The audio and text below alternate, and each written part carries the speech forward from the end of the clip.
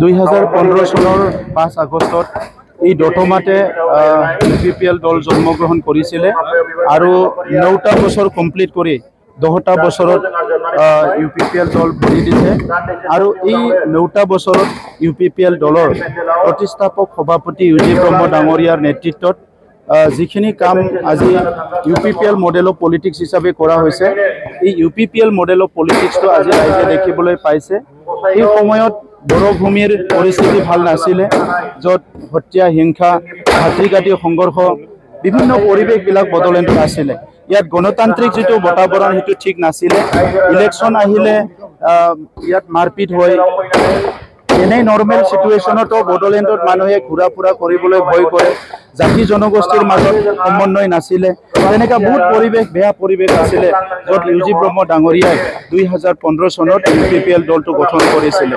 কিন্তু এটা একান্ত মনেৰে এটা UPPL model of politics design কৰি যিবিলাক কেন্দ্ৰত দলবিলাকে কাম কৰে, ৰাজ্যত যিবিলাক বা আঞ্চলিক যি দলবিলাক কাম কৰে, তাত কি ভাল হৈছে কি ভুল হৈছে কি কৰিবলৈ বাকি ৰৈছে, এই গোটেই কথাবিলাক চাই পেলাই UPPL মডেল অফ পলিটিক্সটো ডিজাইন কৰা হৈছিলে।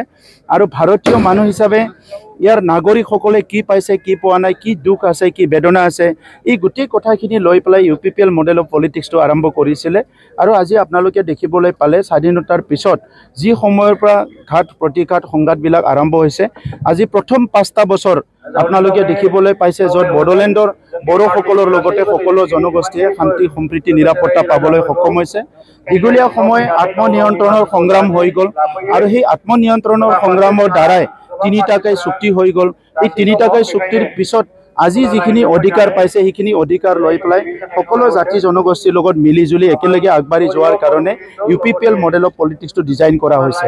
আৰু সেই হিচাপে চৰকাৰত অহাৰ পিছত আপোনালোকে দেখিছে যে সাংস্কৃতিৰ পৰা লৈ পেলাই ক্ৰীড়াৰ পৰা লৈ পেলাই অৰ্থনীতি উন্নয়ন যুৱ কল্যাণ চব কাম মহিলাসকলৰ উন্নয়নৰ কাৰণে খেতিয়কসকলৰ পৰা লৈ পেলাই সকলো শ্ৰেণীৰ কাৰণে UPPL দলৰ চৰকাৰখনে কাম কৰিছে। আৰু অনাগত দিনত বিটিআৰ অঞ্চলৰ 35 লাখ জনসাধাৰণ আৰু 26টা জনগোষ্ঠীৰ কাৰণে UPPL দল 100% সমৰ্পণ কৰাৰ কাৰণে আজিৰ দিৱসটো আমি সংকল্প দিৱস হিচাপে পালন কৰিছোঁ। আজি পুনৰ UPPL দলৰ কেন্দ্ৰীয় কমিটিৰ পৰা আমি বুথ কমিটিলৈকে সকলো সংকল্পবদ্ধ হৈছোঁ যে অনাগত দিনত বড়োলেণ্ড অঞ্চলটো স্থায়ীভাৱে শান্তি কৰি ৰখাৰ কাৰণে সবকো নিৰাপত্তা প্ৰদান কৰাৰ কাৰণে সকলো যাতে সকলো অধিকাৰ পাব ইয়াত পাবলৈ সক্ষম হয় একেলগে আগুৱাই যোৱাৰ কাৰণে এটা পুনৰ কাম কৰাৰ কাৰণে UPPL দলৰ পৰা আজি আমি এই প্ৰতিষ্ঠা দিৱসত আমি এই দিনটো আমি সংকল্প দিৱস হিচাপে ঘোষণা কৰিছোঁ। বহুত টাইম আছে, যেতিয়া ইলেকশ্যন ডিক্লেয়াৰ হ'ব, কোড অফ কণ্ডাক্ট লাগিব, ইয়াৰ পিছত প্ৰক্ৰিয়াবিলাক আৰম্ভ হ'ব, গতিকে কেণ্ডিডেট ডিক্লেয়াৰ কৰাৰ কাৰণে বহুত সময় আছে। তেখেতে ভয় কৰিছে হ'ব পাৰে মানুহবিলাক ক'ৰবাত গুচি যাব বা কিবা হ'ব, কিবা কিবি ভিতৰীয়া ঘটনা থাকিব, যাৰ কাৰণে তেখেতে ইমান এডভান্স কেণ্ডিডেটখিনি ঘোষণা কৰিব লগা হৈছে। আৰু অংক হয়তো কাৰো লগত মিলা নাই, যাৰ যাৰ লগত অংক কৰি আছিলে কাৰো লগত অংক মিলা নাই, সেইকাৰণে তেখেতে আজি এই কামবিলাক কৰিছে। তো সেইকাৰণে আগতো তেখেতে কেতিয়াবা কৰিছে, কিন্তু এইবাৰতো আৰু আগত কেণ্ডিডেট ডিক্লেয়াৰ কৰক, পিছত কেণ্ডিডেট ডিক্লেয়াৰ কৰক, BPFৰ প্ৰতি চবৰে মোহ ভংগ হৈছে আৰু সেইটো বাস্তৱত আজি চবে দেখিবলৈ পাইছে।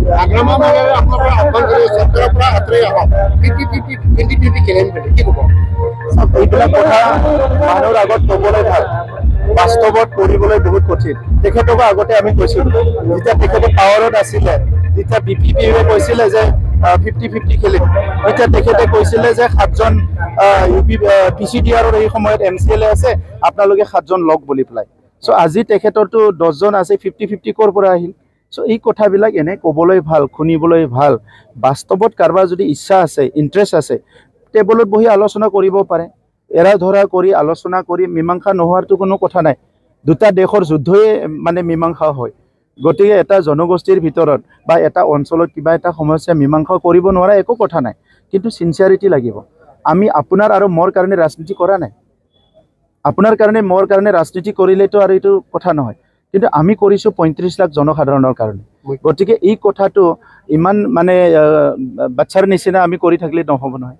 মুখ্যমন্ত্ৰী এতিয়া প্ৰস্তাৱ চলি আছে নিৰ্বাচন, মুখ্যমন্ত্ৰী ডাঙৰীয়াই বিভিন্ন আমাৰ সমষ্টিবিলাকত অঞ্চলবিলাকত গৈ আছে, তেখেতে যাব। মুখ্যমন্ত্ৰী হিচাপে তেখেতৰ বহুত দায়িত্ব আছে আৰু ৰাজনৈতিকভাৱে তেখেতৰ যিটো দলত ৰিপ্ৰেজেণ্ট কৰে বা থাকে সেই দলটোৰ কাৰ্যকৰ্তাবিলাক কি কাম কৰি আছে সেই কথাবিলাক চাই আছোঁ আমি টিভি মিডিয়াবিলাকত দেখা পাই আছোঁ গতিকে নিজৰ নিজৰ দলৰ নেতাসকলে এইটো মুখ্যমন্ত্ৰী হওক বা বেলেগ কোনোবা কেন্দ্ৰীয় মন্ত্ৰী হওক নিজৰ দলৰ কথাটোতো চবে চাবয়ে আৰু নিৰ্বাচন আহিলে MP MLA মন্ত্ৰী চবে সক্ৰিয় হৈ যাব কাৰণ পলিটিক্স কৰা মানুহবিলাকৰ কাৰণে নিৰ্বাচনটোৱে এটা ইম্পৰ্টেণ্ট মানে এটা এক্সাৰচাইজ